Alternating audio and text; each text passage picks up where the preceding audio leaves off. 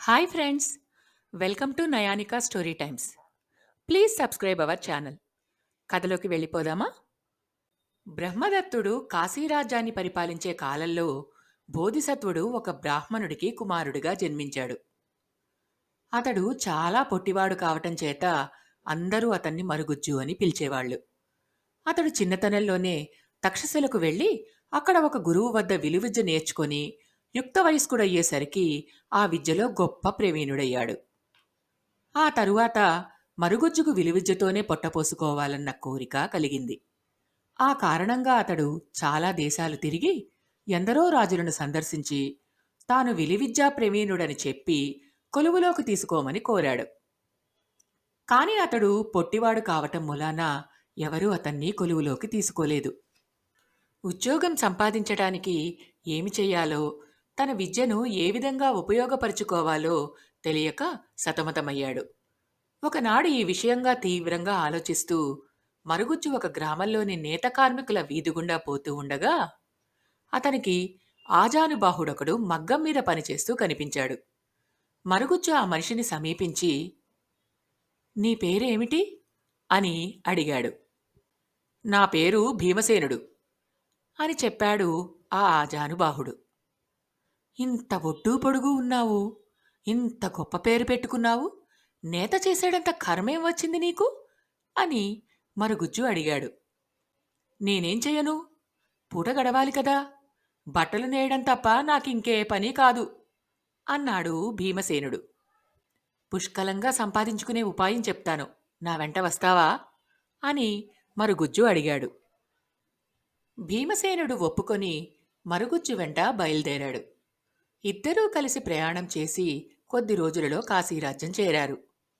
నీవు రాజుగారి వద్దకు వెళ్ళి విలువిద్యలో గొప్పవాణ్ణని చెప్పుకొని ఉద్యోగం అడుగు, నీ ఒద్దు పొడుగు చూసి వెంటనే ఉద్యోగం ఇస్తారు అని మరుగుజ్జు భీమసేనుడితో అన్నాడు. మరి నాకు విలువిద్య రాదే, అబద్ధం ఎలా చెప్పను, రేపు అసలు విషయం తెలిస్తే అపాయం కదా అన్నాడు భీమసేనుడు.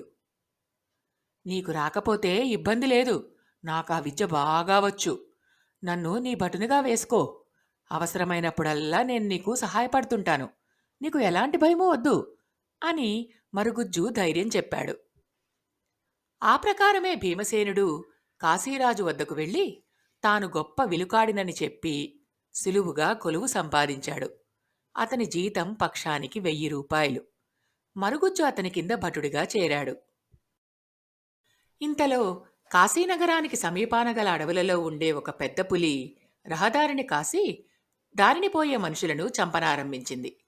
ఈ సంగతి తెలియగానే రాజుగారు భీమసేనుణ్ణి పిలిచి, ఫలానా చోట ఒక పెద్ద పులి ఉండి దారిపోయే వారిని భయపెడుతున్నది, ఆ పెద్ద పులిని చంపిరమ్మని ఉత్తరవిచ్చాడు.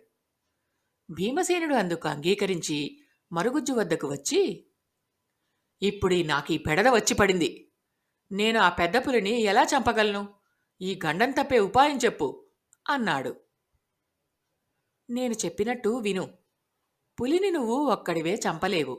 ఊరి బయటికి వెళ్ళగానే పల్లెటూళ్ళ జనాన్ని 2000 మందిని పోగువేసుకుని పులి వచ్చే చోటికి వెళ్ళు.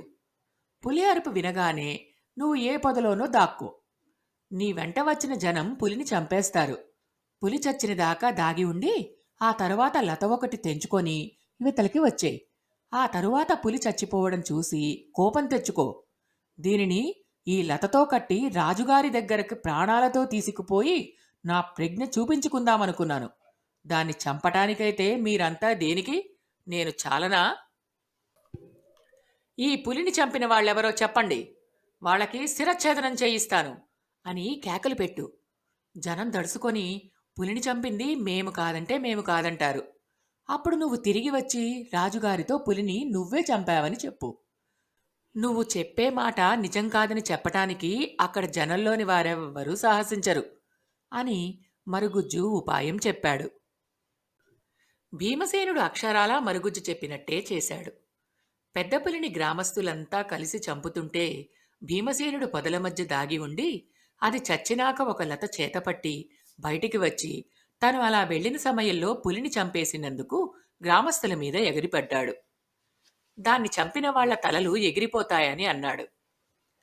గ్రామస్తులంతా భయపడి ఎవరి దారిన వారు జారుకున్నారు. తరువాత భీమసేనుడు నగరానికి తిరిగి వెళ్ళి రాజుని దర్శించి, మహారాజా, తమ ఆజ్ఞ ప్రకారం పెద్ద పులిని చంపేశాను.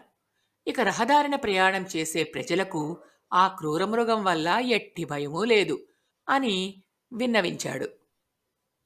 రాజుగారు భీమసేనుడి పరాక్రమానికి చాలా సంతోషించాడు. భీమసేనుడి ఖ్యాతి రెట్టింపయ్యింది. అందరూ అతన్ని ప్రశంసించేవాళ్లే. ఈ ప్రశంసలు వింటూ భీమసేనుడు తాను నిజంగా మహావీరుణ్ణి అయిపోయాననుకొని తనకు బంటుగా ఉన్న మరుగుజ్జును చిన్నచూపు చూడసాగాడు. ఇది మరుగుజ్జు గ్రహించాడు కానీ అంతగా పట్టించుకోలేదు. ఇలా ఉండగా కాశీరాజ్యం మీదకి ఒక శత్రురాజు దండెత్తి వచ్చి నగరాన్ని తన సైన్యాలతో చుట్టుముట్టి, లొంగిపోతారా లేక యుద్ధం చేస్తారా అని దూతల ద్వారా కబురు చేశాడు. రాజుగారు భీమసేనుణ్ణి పిలిచి, అవసరమైన బలాలను తీసుకొని శత్రువుని జయించిరా అని ఆజ్ఞాపించాడు. అతనికి కవచం తొడిగి విల్లుబాణాలు చేతికిచ్చి ఒక ఏనుగుపై ఎక్కించి యుద్ధరంగానికి పంపారు. భీమసేనుడికి ప్రమాదం జరగబోతోందని మరుగుజ్జుకు తెలుసు. తాను కూడా విల్లు బాణాలు ధరించి భీమసేనుడు వెనుకగా ఏనుగు మీద కూర్చున్నాడు. చుట్టూ అశ్వదళము పదాతి దళము నడుస్తుండగా ఏనుగు యుద్ధభూమికి గంభీరంగా కదిలి వెళ్ళింది. శత్రుసేనలు బారులుగా తీర్చి ఎదురుగా నిలబడి ఉండడం చూడగానే భీమసేనుడికి దడ పుట్టుకొచ్చింది. ముచ్చెమటలు పూశాయి. కాళ్ళు చేతులు చల్లబడ్డాయి. అతను ఏనుగు మీద నుంచి కిందకి జారి తప్పించుకోవాలని చూశాడు. సమయానికి మరుగుజ్జు అతన్ని పట్టుకుని ధైర్యం చెప్పి, ఏనుగుకు కట్టివెయ్యకపోయినట్టయితే భీమసేనుడు గుర్రాల కాళ్ల కింద నలిగి దారుణంగా చచ్చిపోవాల్సిందే. ఇంత జరిగాక మరుగుజ్జు తానే నాయకత్వం తీసుకున్నాడు. అతను ఏనుగుని అదిలించి సుడిగాలిలాగా శత్రుసేనల మధ్య జొరపడి శత్రువులపై బాణాల వర్షం కురిపిస్తూ సూటిగా శత్రురాజును సమీపించాడు. అతని ధాటికి శత్రుబలాలు చిందర వందరయ్యాయి. కొద్దిసేపట్లో శత్రురాజు గాయపడి ఓడిపోయి మరుగుజ్జుకు ఖైదీగా చిక్కాడు. మరుగుజ్జు యుద్ధరంగం నుంచి విజయుడై తిరిగి రాగానే రాజుగారికి నిజమైన విలుకాడెవరో తెలిసిపోయింది. ఆయన మరుగుజ్జును సేనానాయకుడిగా నియమించాడు. మరుగుజ్జు భీమసేనుడికి అంతులేని కానుకలిచ్చి పంపేశాడు.